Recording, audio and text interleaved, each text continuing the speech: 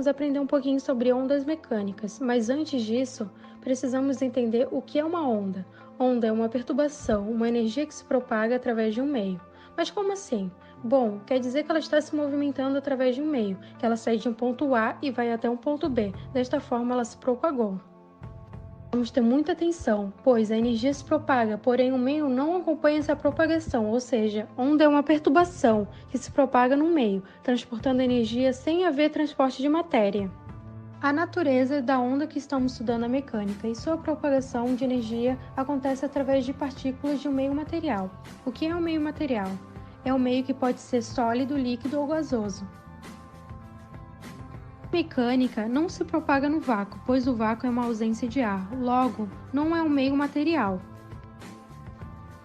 Temos como exemplo o som, pois o som se propaga no ar. Quando falamos, a garganta vibra, essa vibração é enviada para as moléculas de ar e ela transmite essa energia para o ouvido. O tímpano vibra, mandando sinal para o cérebro, e assim fazendo com que seja possível ouvir. As ondas mecânicas podem ser classificadas de acordo com as direções de vibração e da proporção. Podem ser longitudinais, transversais e mistas. Longitudinais, ondas cuja vibração acompanha paralelamente o movimento em que elas se propagam, ou seja, quando a direção da onda coincide com a direção de propagação da onda. Exemplo, o som. Transversais, ondas cuja vibração é perpendicular, sempre formam 90 graus entre si, a sua propagação, ou seja, a direção de propagação não coincide com a de vibração. Temos como exemplo a luz. Mistas são ondas mecânicas constituídas de vibrações transversais e longitudinais, simultâneas, ou seja, são ondas longitudinais e transversais ao mesmo tempo. Exemplo, ondas em superfícies de líquidos. A propagação dessas ondas podem ser unidimensionais, que elas se propagam em apenas uma dimensão, ou bidimensionais ou superficiais, que acontecem em superfície e se propagam em duas dimensões, propagam-se no plano, ou tridimensionais, que elas se propagam em 3 dimensões. Agora, sobre ondas periódicas. O que são ondas periódicas? Elas são conjuntos de pulsos produzidos no mesmo intervalo de tempo. Esses pulsos são realizados por uma fonte que está realizando um movimento harmônico simples. Esse movimento harmônico simples possui uma amplitude, um período e uma frequência, que são o mesmo para as ondas periódicas que estão sendo geradas. Agora, olhando alguns pontos de uma onda periódica, nós temos os pontos A, que são os pontos mais altos da onda, denominados crista das ondas, e os pontos B, que são os pontos mais baixos da onda, denominados vales da onda. A distância que vai do eixo mediano até a crista e do eixo mediano até o vale são ambas iguais à amplitude da onda. A distância de uma crista a outra e de um vale a outro é chamado de ambos de comprimento da onda e é representado por lambda.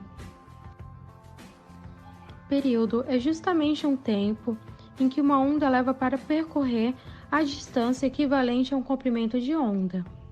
As ondas andam em velocidade constante porque os intervalos de tempo de produção delas são iguais.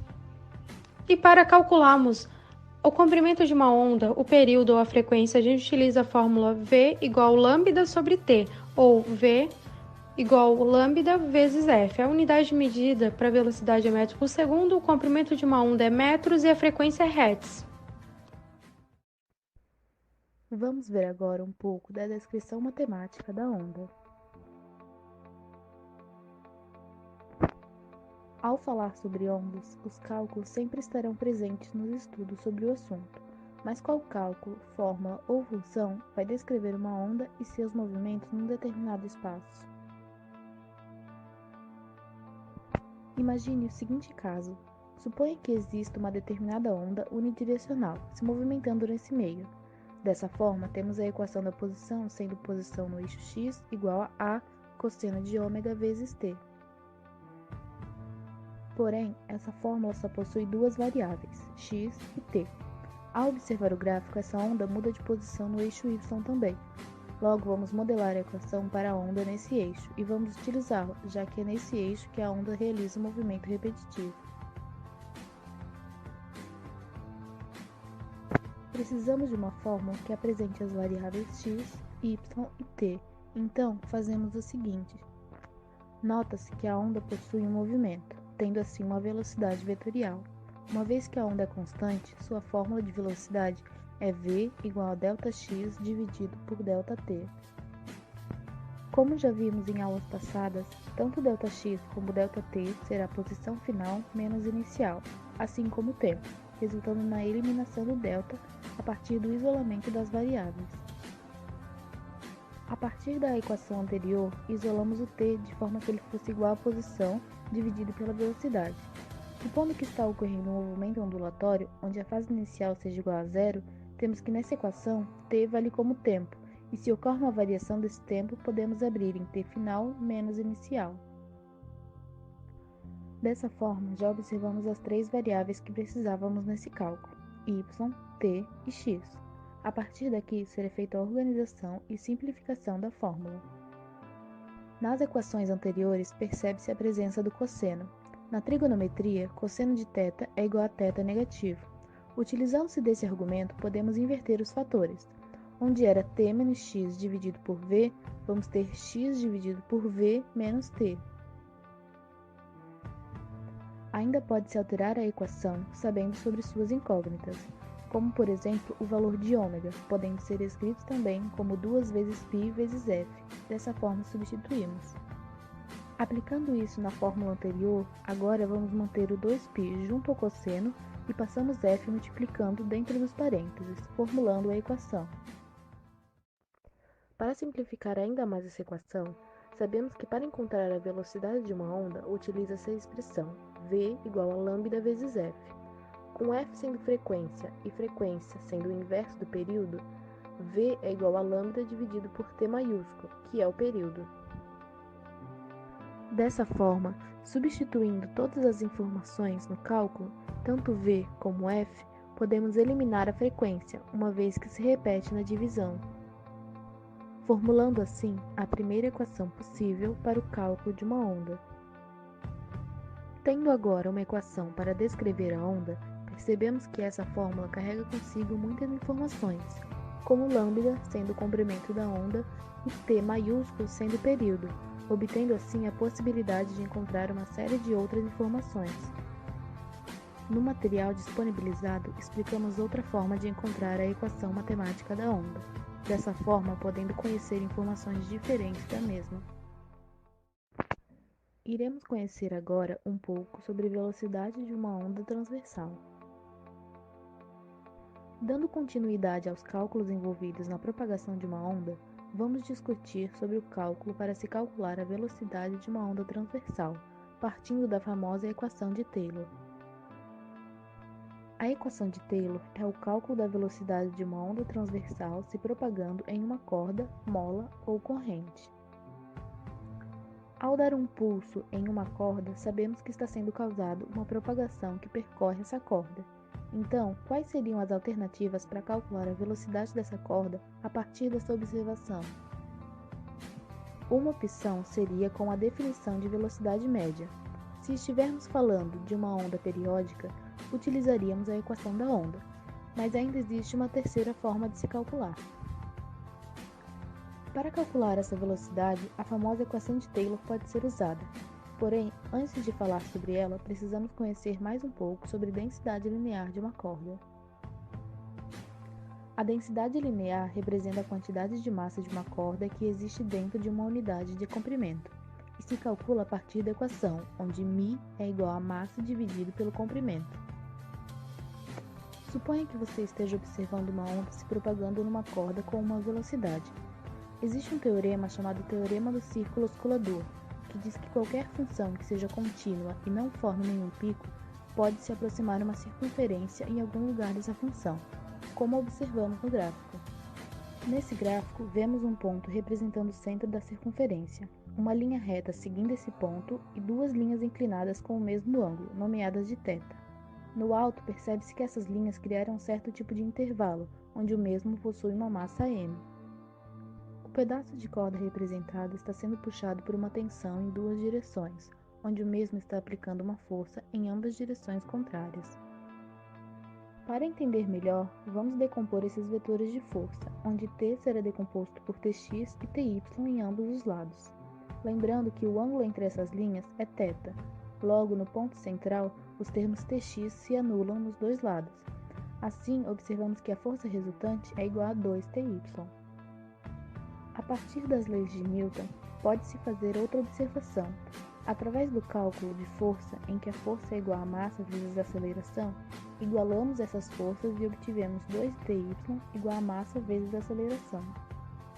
Ty pode ser calculado a partir do triângulo formado pelo ângulo θ, onde Ty vai ser igual a T vezes o seno de θ.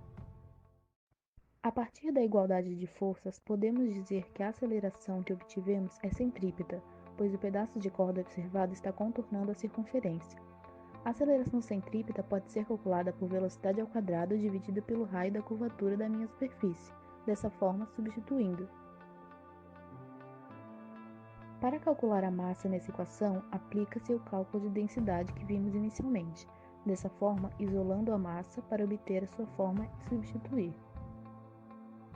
Simplificando ainda mais, o arco da circunferência possui um comprimento L, onde L é o raio da curvatura vezes o ângulo das extremidades. Sendo assim, temos mais um termo substituível, resultando na eliminação do número 2 em cada lado do raio, formando essa equação. Ao observar o que resultou da equação, não tem como simplificar diretamente alguns termos. Porém, quando relembramos o teorema do círculo escolador, pode-se dizer que ele consegue fazer uma aproximação muito boa quando seu θ for um número muito pequeno, que é o caso que estamos agora. No gráfico, observamos duas funções, seno de x como a curvatura e x como a reta.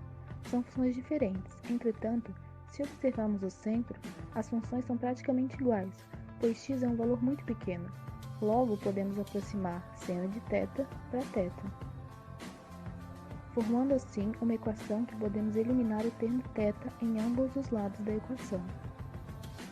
Para finalizar, isolamos a velocidade v para obter assim a equação de Taylor, que é a velocidade de propagação da onda igual à raiz da tração da corda dividido pela densidade linear.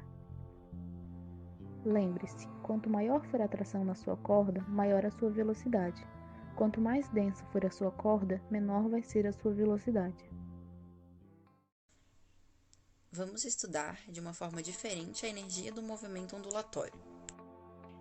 Iniciando a aula, podemos ver que todo movimento ondulatório carrega uma energia consigo, como por exemplo os efeitos de terremotos e ressacas. Para o movimento ondulatório acontecer, é preciso aplicar uma força em alguma parte desse meio. O ponto em que a força é realizada se move, realizando um trabalho sobre o sistema. Conforme a onda se propaga, cada meio exerce uma força e realiza um trabalho sobre a porção adjacente, fazendo com que a onda possa transportar a energia de uma região do espaço para outra. Temos como exemplo de considerações de energia em movimento de onda, vamos pegar como exemplo ondas transversais em uma corda. Professora, como a energia é transferida de uma parte para outra da corda? Boa pergunta. Imagine uma onda viajando em uma corda numa direção positiva, observando na figura. Vamos considerar o ponto A no meio da mesma. A corda que está antes do ponto A, à esquerda, exerce uma força sobre a corda que está depois do ponto A, à direita, e vice-versa. Então, quando o ponto A se locomove em direção ao y positivo para cima, a força F realiza o trabalho no mesmo, e assim transfere energia para a parte da corda que está à direita do ponto A. Isso mesmo, a potência P, que vemos no ponto A, é a força transversal F em relação à posição e ao tempo. E quando multiplicamos a velocidade transversal, temos a velocidade em relação à posição e ao tempo. Mas existe alguma fórmula que expresse isso na hora de calcular? Tem sim, vou facilitar para vocês. Aqui vemos a primeira fórmula, onde é possível encontrar a potência exercida. Na segunda, temos a potência máxima. Prestem atenção, pois isso é muito importante. Professora, isso está bem complicado. Tem como explicar de outra forma? Pode ser que facilite a partir dessas imagens autoexplicativas. Veja, ali vemos uma onda se propagando e a mesma define a sua função no tempo t, na coordenada x igual a 0. Já nessa segunda, vemos a definição de cada termo da equação anterior, onde temos várias informações necessárias, como a densidade linear, frequência e até mesmo a amplitude da onda. Agora vamos ver se entenderam bem. Visto todas as informações sobre uma onda até aqui, alguém pode me explicar sobre a taxa média de transferência de energia? Professora, Em outra matéria que estamos estudando, vimos que a taxa média é proporcional ao quadrado tanto da amplitude quanto da frequência. Exatamente. Essa tal proporcionalidade que você comentou é um resultado geral de ondas mecânicas de todos os tipos, incluindo as ondas sísmicas. Eu vi que a taxa de transferência de energia de uma onda mecânica fica 4 vezes maior se a frequência é aumentada 2 vezes para a mesma amplitude. Isso mesmo, ou também se a amplitude é duplicada para essa mesma frequência. Agora que vocês estão top de energia da onda, vamos ver sobre a interferência de ondas e as condições de contorno. Denominamos como interferência o fenômeno da superposição de pulsos ou ondas que se propaguem no mesmo meio. Esse fenômeno foi descrito pelo inglês Thomas Young. Em geral, o termo interferência refere-se ao que acontece quando 2 ou mais ondas passam através de uma mesma região ao mesmo tempo. Vamos olhar o mesmo exemplo anterior. Mas, professora, o que acontece quando um pulso de onda senoidal chega ao fim da corda? Iniciando com a extremidade fixa da onda, chamamos o pulso refletido quando, ao exercer uma força nessa corda, ela reage de volta, se propagando no sentido contrário. Na extremidade livre, vamos usar como exemplo um anel preso a uma corda em uma haste. Ambos mantêm a tensão, mas não exercem uma força transversal. Quando uma onda chega até a extremidade livre, o anel desliza ao longo da haste e atinge o deslocamento máximo, e tanto o anel quanto a corda alcançam um repouso por um determinado momento. Alguém sabe me dizer o que acontece nesse momento? Acho que a corda que está mais esticada é submetida a uma tensão, assim essa extremidade é puxada para baixo, produzindo o pulso refletido que a professora tinha falado antes. Isso aí. As condições dessa corda no fim dessa propagação é chamada de condições de contorno, como vemos na imagem. Eu li em um livro que a combinação de 2 pulsos separados em um ponto para obter o deslocamento é um exemplo de princípio de superposição.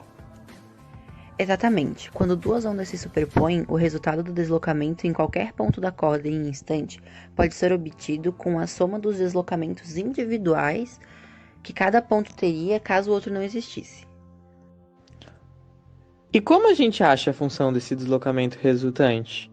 A partir da fórmula que temos aqui, onde vemos a função de onda da onda combinada sendo igual à soma das funções de ondas individuais, e assim podemos realizar o cálculo. Era uma vez ondas estacionárias. Certo dia, 2 garotinhas chamadas Patrícia e Silvia estavam brincando de pular corda na praça de sua cidade. Quando, de repente, Silvia começa a oscilar a corda para cima e para baixo, formando assim um desenho. Nesse momento, Silvia chama sua amiga mais para perto para ver. Patrícia, vem ver isso! Olha que legal! Por que será que isso acontece? Quer fazer também? Patrícia responde sim e também começa a oscilar a corda quando percebe algo de diferente e diz: Olha, Silvia, agora aumentou mais. Tempo depois, Patrícia pergunta para sua amiga: Vamos perguntar à professora por que isso acontece? Silvia responde: Vamos! Na escola. A professora começa a passar conteúdo novo e é sobre ondas estacionárias, então Patrícia percebe algo semelhante e fala à professora: Professora, ontem eu estava pulando corda quando aconteceu algo na corda parecido com isso que está no quadro. A professora responde: Muito bem, Patrícia, tem a ver com ondas estacionárias sim. Aqui no quadro temos um desenho representativo. Para termos ondas estacionárias, devemos considerar alguns fenômenos importantes que são a reflexão, a interferência, a ressonância e a oscilação. São deformações que se propagam em um meio. Não devemos interpretar o conceito pelo nome, pois quando pensamos em ondas estacionárias, ligamos a ondas que estão paradas.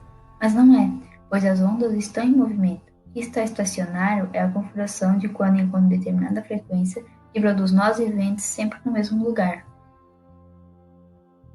Quando você oscilou a corda, gerou uma onda. Essa onda se propagou e chegou no fim da corda, e refletiu novamente pela corda. Quando as ondas se encontram, causa uma interferência, ou seja, dando origem assim às ondas estacionárias. Os nós é um ponto de interferência totalmente destrutivo, ou seja, não oscilam, permanecendo assim em equilíbrio. Nessa parte que a ressonância tem sua importância, pois é preciso encontrar essa frequência de ressonância para dar uma sincronia e os nós sempre ficarem na mesma posição. Os ventres são pontos de interferência construtiva, onde a amplitude de oscilação é máxima e é representada pela letra V. Cada ventre vale meio lambda, e é preciso 2 ventos para formar um comprimento de onda. O modo de vibração é representado pela letra N, e é que é igual ao número de ventos. Temos o primeiro, segundo, terceiro, quarto modo e assim por diante, onde o primeiro modo é chamado de modo fundamental, porque possui a menor frequência que a corda aceita.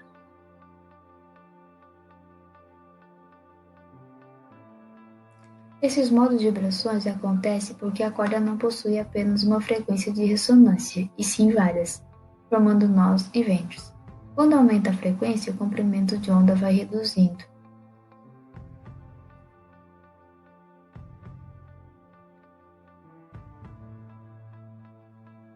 E foi isso que aconteceu. Quando você oscilou a corda, Patrícia, a frequência aumentou e o comprimento de onda reduziu, como podemos observar aqui no quadro.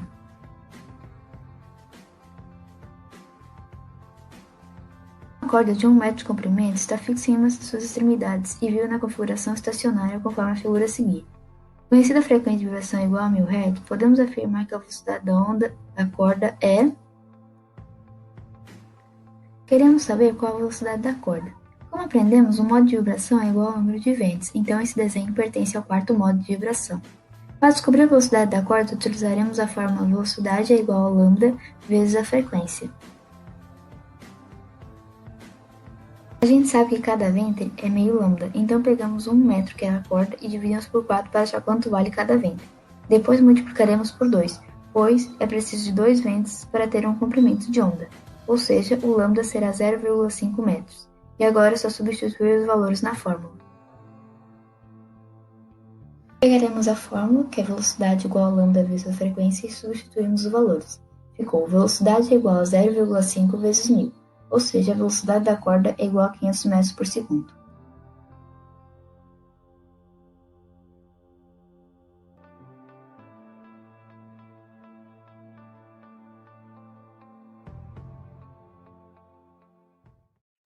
Não se esqueçam que no nosso grupo de WhatsApp estaremos disponibilizando, ao fim da apresentação, o material de apoio sobre o assunto abordado. Exemplos diferentes, explicações mais detalhadas e exercícios integrarão os conceitos abordados nesse vídeo. Obrigada por assistir o vídeo e vamos